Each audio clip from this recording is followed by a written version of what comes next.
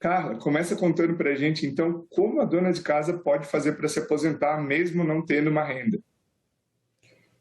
Na verdade, assim, para ter acesso aos benefícios previdenciários, é necessário que haja uma contribuição previdenciária.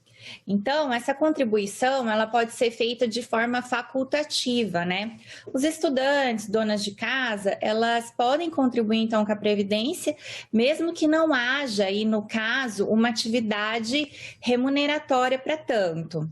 Ela pode se aposentar por idade, então, após cumprir os 15 anos de contribuição, e no caso, de acordo com a regra de transição da mais nova reforma da Previdência, da emenda 103, de 12 de novembro de 2019, ela tem que ter atualmente 61 anos de idade.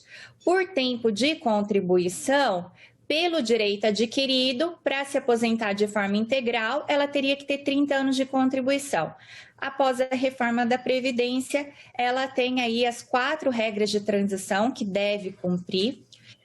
São regras um pouco extensas, mais difíceis de assimilar rapidamente, mas eu vou tentar explicar pausadamente para que a gente possa entender.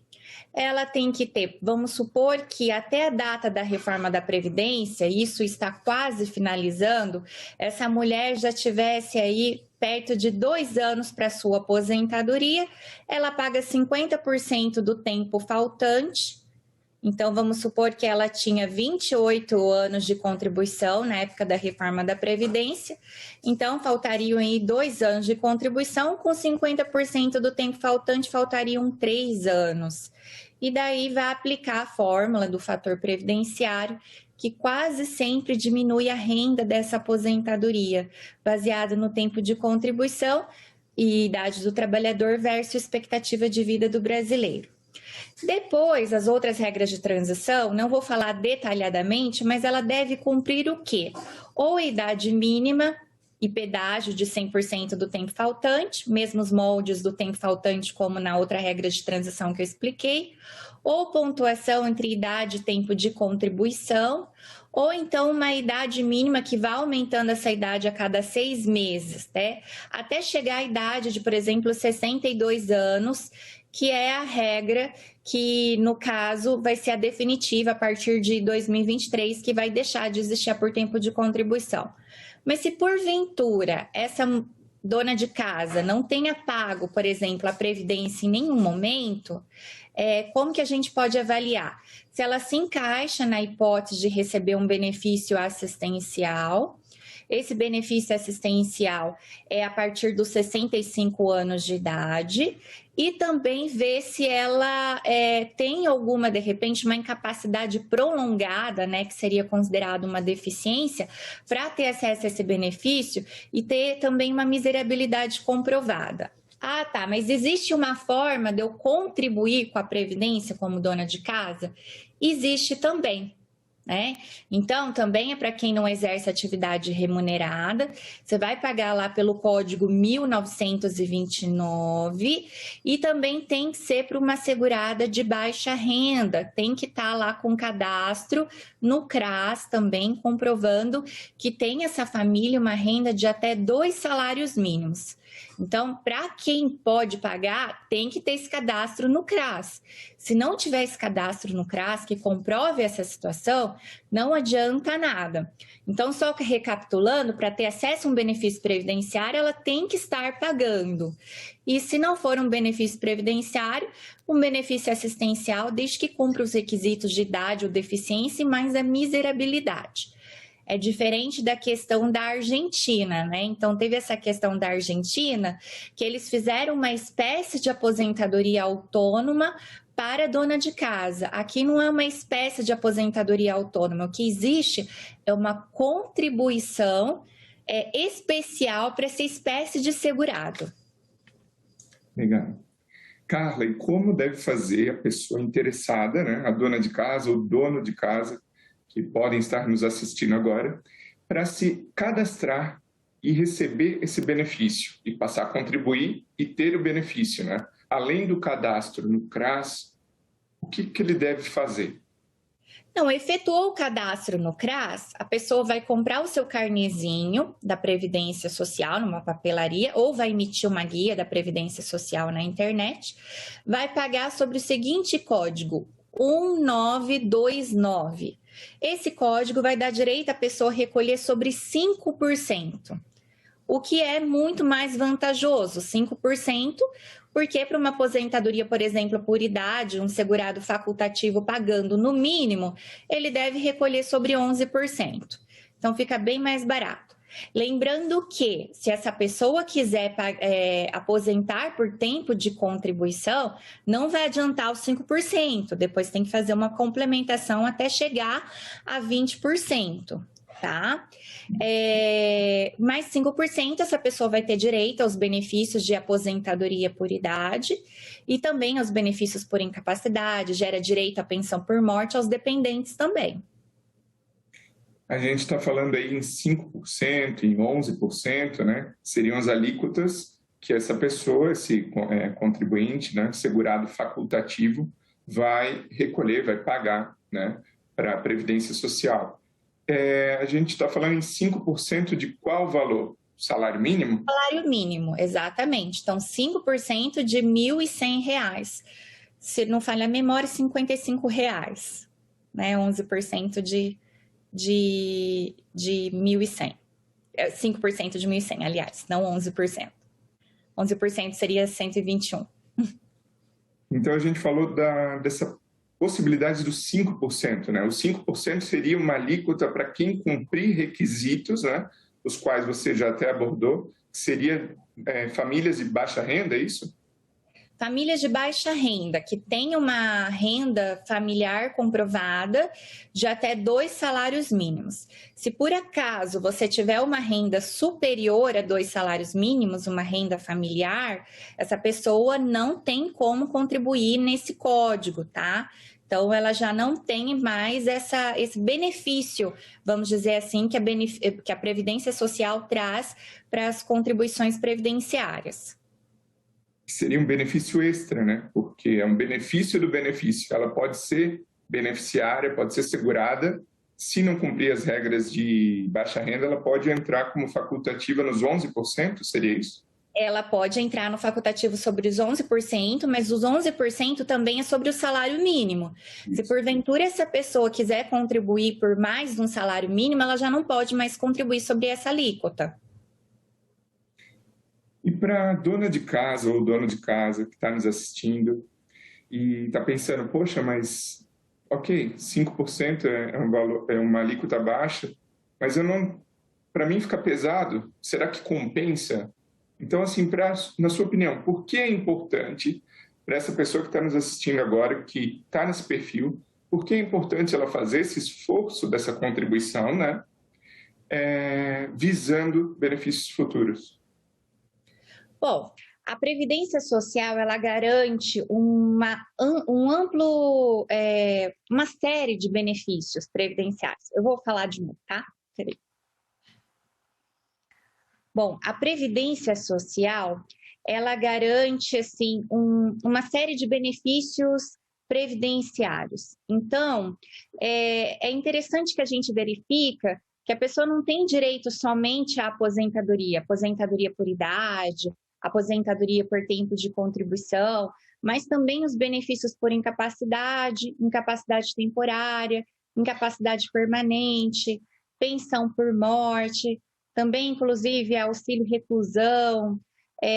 Então, são muitos benefícios que é interessante, né? Vai que ocorre aí algum infortúnio na vida, a gente está, assim, realmente num país e que estamos mais suscetíveis a acontecer esse tipo de coisa, a nossa qualidade de vida ela é inferior, por exemplo, aos europeus, então existe uma possibilidade muito maior de acontecer aí alguns problemas, né, algumas contingências sociais, e a pessoa, uma vez pagando a Previdência Social, ela tem acesso também. Pode ser que exista aí uma família toda dependente desse segurado, então é importante que a pessoa, de repente ficando doente, de repente falecendo, ela tem acesso a esses benefícios previdenciários também.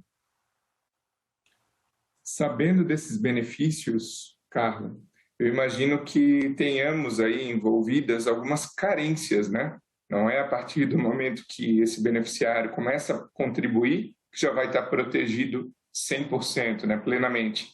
Quais são essas carências para o segurado facultativo?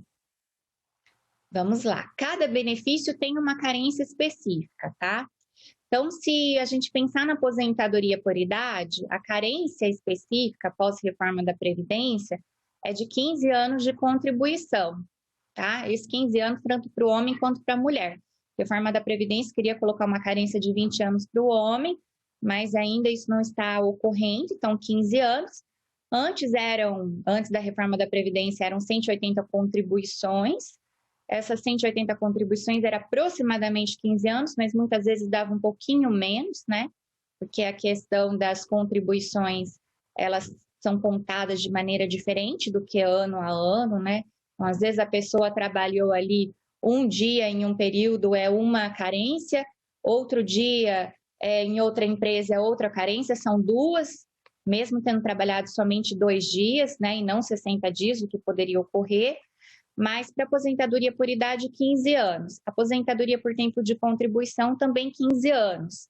Já que carência é diferente de tempo, né? Então, uma coisa é eu ter o tempo mínimo exigido, outra coisa é eu ter a carência mínima. É o mínimo de contribuição indispensável para que depois eu possa efetuar o cálculo do tempo completo.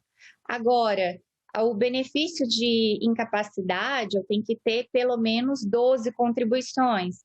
Pensão por morte, eu tenho que ter pelo menos 18 contribuições. Então, depende muito realmente do benefício que a pessoa venha pleitear.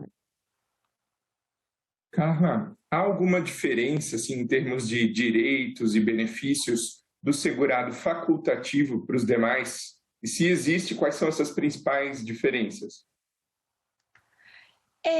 O segurado facultativo, ele tem um tempo que ele pode ficar sem pagar a previdência que é menor do que as outras espécies de segurados. Então, existe um requisito para você ter acesso aos benefícios previdenciários que se chama qualidade de segurado. Que é essa qualidade, né? Até brincando, às vezes tem cliente que fala assim, meu Deus, doutora, falaram que eu não tinha qualidade, que eu não tinha... Ele entende assim como se fosse uma característica dele, né? Então, na verdade, é igual a gente pensar, vamos pensar que você contratou um seguro de vida, e lá você tem que ficar pagando suas contribuições para ter acesso a esse seguro de vida, se a pessoa vier a falecer. Se você ficar muito tempo sem pagar esse seguro de vida, no caso, você vai perder o direito a esse benefício. Previdência social, mesma coisa. Se eu ficar muito tempo sem pagar, eu vou perder o acesso a uma gama aí de benefícios previdenciários.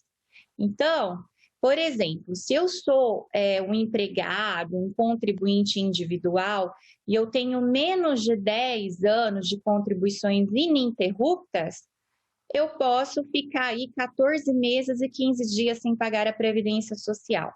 Mas se eu tiver mais de 10 anos ininterruptos, né, sem que haja essa perda da qualidade de segurado, eu posso ficar aí 26 meses e 15 dias sem pagar a Previdência Social. A gente chama isso de período de graça. O segurado facultativo, por um outro lado, ele pode ficar apenas 8 meses e 15 dias. Então, ele tem um tempo menor que ele pode ficar sem pagar a Previdência. Feito isso, ele tem que cumprir outros requisitos para retomar a qualidade de segurado, tá? Então, por exemplo, no benefício por incapacidade, ele tem que ficar aí por mais 6 meses para que ele possa readquirir o direito para ter acesso a um benefício por incapacidade novamente. Hoje, Carla, quais são as idades para se aposentar pelo INSS? Não só falando do facultativo, mas as idades em geral, com essa recente reforma da Previdência, como ficaram as idades para o benefício da aposentadoria correspondente? Tá, então vou falar detalhadamente, é bastante coisa, para falar sobre a idade, visto que tem regras de transição extensas, tá? Só para entender, é uma regra de transição aposentadoria por idade, 4 por tempo de contribuição, 3 do professor, isso só em regime geral, tá? A gente não está falando do funcionário público da União, uma para aposentadoria especial. Então, como que é? Com o passar do tempo, a espécie de aposentadoria por tempo de contribuição, que só existe no Brasil, Hungria e Equador, ela vai deixar de existir. Mas por que ela vai deixar de existir? Porque uma vez que eu já cumpri todas as regras de transição, se eu não me engano, isso vai acabar em 2032, falha a memória, não vai existir mais essa espécie de aposentadoria por tempo de contribuição, vai ficar a voluntária, que seria entendido como aposentadoria por idade. A regra de transição para aposentadoria por idade, hoje só existe para a mulher, que é em relação ao aumento da idade. Então, ela, antigamente, antes da reforma da Previdência, bastaria ter os 60 anos de idade e 15 anos de contribuição. Agora, aumentou a idade a partir de janeiro de 2020 em 6 meses, até estabilizar em 62 anos, que é a regra definitiva. Essa regra definitiva vai estabilizar em 2023. Atualmente, ano de 2021, ela deve cumprir 61 anos de idade. Quando for janeiro do ano que vem, ela vai ter que cumprir 62 anos, quer dizer, 61 anos e meio de idade, tá? Então, 61 anos e 6 meses. Se eu pensar na por tempo de contribuição, uma regra de transição que eu já abordei aqui, que ela vai acabar dia 12 de novembro de 2021, é o quê? Essa pessoa, tanto o homem quanto a mulher, teria que estar há 2 anos, 2 anos até, assim, da expectativa de cumprir o direito para aposentadoria integral antes da reforma da Previdência, que era de 30 anos para a mulher, 35 anos para o homem. Então, até 2 anos, eu vou aumentar 50% desse tempo que estava faltando. Essa pessoa vai cumprir essa regra de transição e vai finalizar. Isso vai acabar, então, dia 12 de novembro de 2019, salvo os segurados que, no caso, ainda não foram atrás dos seus direitos, mas estavam aí para cumprir os seus 2 anos até 12 de novembro de 2019, porque existe a questão do direito adquirido. A lei é a época, né, dos fatos, tá? Outra forma é a famosa pontuação. Essa pontuação já existe, né, desde 2015, é a soma da idade do tempo de contribuição, mas essa pontuação antes da reforma da Previdência, ela aumentava a cada 2 anos 1 ponto. Após a reforma da Previdência, ela aumenta 1 ponto por ano, então ela aumenta mais rapidamente. Hoje a pontuação é de 88 pontos em idade e tempo de contribuição para a mulher e 98 pontos em idade e tempo de contribuição para o homem. Sempre tem que ter no mínimo 30 anos de contribuição para a mulher e sempre tem que ter no mínimo 35 anos de contribuição para o homem. E ela vai aumentando essa pontuação ano a ano até estabilizar em 100 pontos para a mulher e 105 pontos para o homem. Uma outra espécie de regra de transição da aposentadoria por tempo de contribuição é no caso que ela tem uma idade mínima que se iniciou em janeiro de 2020 em 56 anos de idade para a mulher e em 61 anos de idade para o homem. Só que vai aumentando em 6 meses a partir de 2020, né? No caso, desculpe, os 56 anos começou em 2019, né, na data da reforma, aumenta 6 meses a partir de 2020, então atualmente está em 57 anos de idade para a mulher e 62 anos de idade para o homem. E, por fim, a última regra de transição da aposentadoria por tempo de contribuição é aquela em que eu devo aplicar o 100% do tempo faltante, mas ter, no mínimo, 57 anos de idade para a mulher e 60 anos de idade para o homem. Então, vamos supor que estaria faltando ali 3 anos para eu ter direito a uma aposentadoria por tempo de contribuição pelas regras anteriores à reforma da Previdência, que eram 30 anos mulher, 35 anos para o homem na integral. Então, faltaria aí 6 anos. sendo que tem que ter idade mínima ainda de 57 anos de idade, 60 anos para 57 para a mulher e 60 anos para o homem. Então dá para perceber que são regras de transição bastante rigorosas, né? Então, quem não estava próximo a se aposentar era um segurado jovem, ocorre que agora a pessoa ela tem que esperar numerosos anos para se aposentar. Então, até brinco, né? Também sou professora, digo aos meus alunos, né? Nossa, a reforma da Previdência de 98, né, o grande problema que a gente falava muito, na verdade entrou em 99 o fator previdenciário, nós temos fator previdenciário, a renda às vezes cai pela metade. Antes uma renda que cai pela metade e você está recebendo alguma coisa, do que agora a pessoa ficar numerosos anos sem aposentar, sem renda nenhuma e perdendo muito mais dinheiro ainda, né, deixando de ganhar. Então, quem é jovem foi bastante afetado pela reforma da Previdência, né? E às vezes a gente pensa, nossa, mas ele é jovem, então ele tem que trabalhar mais mesmo. Só que é uma realidade que muitas vezes é um segurado que trabalha muitas vezes, principalmente aqui na minha região, desde os 7, 8 anos de idade. Então, ele já está relativamente jovem, mas ele já está muito desgastado, né? Então, realmente precisando se aposentar e com grau de escolaridade muito baixo, o que impede ele de se manter, às vezes, no mercado de trabalho, assim, braçal, de maneira, assim, mais mecanizada, por numerosos anos, até certa idade, porque realmente o comércio, a indústria, né, não costuma contratar essas pessoas mais velhas para esse tipo de atividade. Então, ficou bem mais complicado. Nosso papel mesmo é tentar somar aí o máximo de tempo possível para eles adquirirem o direito à aposentadoria. Até, inclusive, verificando se tem atividades insalubres, se tem atividades periculosas, para a gente aumentar o tempo de contribuição, ou avaliar se tem direito a uma aposentadoria especial. Carla, então, considerando isso, essas mudanças, principalmente em termos de idade, né?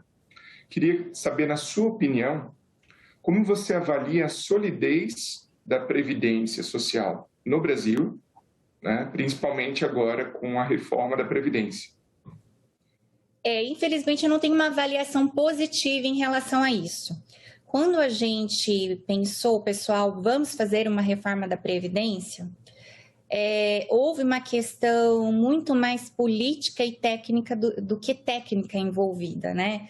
Então, assim, os deputados, eles ficaram bastante tranquilos, deputados, senadores, o Congresso Nacional, eles ficaram bastante tranquilos para votar essa reforma da Previdência, porque a população ela não ficou preocupada em descobrir como que isso poderia acarretar lá na frente nos seus direitos, e sim, qual partido que de repente estava apoiando, qual partido não estava apoiando, e etc. E eu não sou contra uma reforma da Previdência, mas infelizmente a maneira como foi feita essa reforma da Previdência, a gente em tese resolveria o nosso problema a curto prazo, mas a gente está trazendo aí um problema a longo prazo. Como 0,3% da população, segundo dados do IBGE, acima de 65 anos estão apostos aí no mercado formal de trabalho, na formalidade, né? A gente imagina como vai ser um problema lá na frente, em que vai existir só uma espécie de aposentadoria. Então, o homem teria que ter 65 anos de idade, a mulher 62. Uma população que tem um nível de escolaridade baixo e que o mercado de trabalho não vai absorver esse tipo de pessoa. Essa pessoa vai ficar sem conseguir contribuir com a Previdência Social. Muitas vezes, no mercado informal de trabalho, a pessoa não tem essa providência, né, de estar contribuindo, nem condições de estar contribuindo, ela vai estar sem essas pessoas contribuindo aí para ganhar recursos para esse sistema previdenciário. E, por um outro lado, vamos estar formando uma camada de população miserável, muitas vezes doente, que vai também, ao mesmo tempo, depender mais do sistema, muito embora o sistema vai estar em dificuldade aí de garantir acesso a esses benefícios. Então, de repente, a ideia era garantir o acesso aí a uma idade mínima, instituir uma idade mínima, mas não me parece que a idade mínima foi pensada de uma maneira técnica sustentável com o passar dos anos para que essa previdência aí se mantenha por numerosos anos e realmente é a fonte de recursos indispensável aí para a economia, para a manutenção da vida de muitas pessoas, né? Então, serão muitos os afetados, não só os segurados, as pessoas com menores condições financeiras, mas até aí os empresários, aqueles que vão precisar aí das pessoas tendo mais acesso a condições financeiras melhores para os seus bens de consumo, para consumir, para ir até o mercado, tudo mais. Então, era preferível que a gente fizesse uma reforma mais comedida, mas que com o passar do tempo a gente fosse caminhando para a sustentabilidade. Da forma como está, a gente vai ter um problema lá na frente, né? Então, a gestão... Nunca houve problema de falta de recursos da Previdência Social, né? Porque a Previdência Social não é só o que você, o empregador, o empregado paga, mas todos os recursos recolhidos via tributos, né? Pela Seguridade Social da qual ela faz parte. Então, sempre houve muito mais um problema de gestão dos recursos dessa Previdência Social, que inclusive aí são desviados em torno de 30% para abarcar outras estruturas do governo, né? E também para pagamento de dívida externa, do que necessariamente para a manutenção desse sistema. Não é muito um problema de dificuldades de contas, e sim de dificuldades de gestão. O problema está aí, né? Então, a gente já tem um problema de contas da Previdência, mas cada vez mais parece que as pessoas não têm se debruçado a resolver um problema que perdure aí por um longo período, que estabeleça uma conta sadia e garanta aí a dignidade da pessoa humana para as pessoas. Então, a gente vai estar criando um problema provavelmente lá no futuro. A gente tem aí sim um problema à vista em relação a contas da Previdência. Espero, então, que antes de eventual problema sejam feitos novos ajustes, né, para evitar essas complicações, se acontecerem, aos cidadãos. Carla, obrigado pela sua participação aqui no Cidadania e obrigado a você que nos prestigia com a sua audiência mais uma vez. Esse programa já está disponível no canal no YouTube do Senado e também no nosso site. Se você tiver algum comentário, alguma dúvida, pode encaminhar para a nossa ouvidoria. A gente se vê na próxima. Um abraço. Um abraço.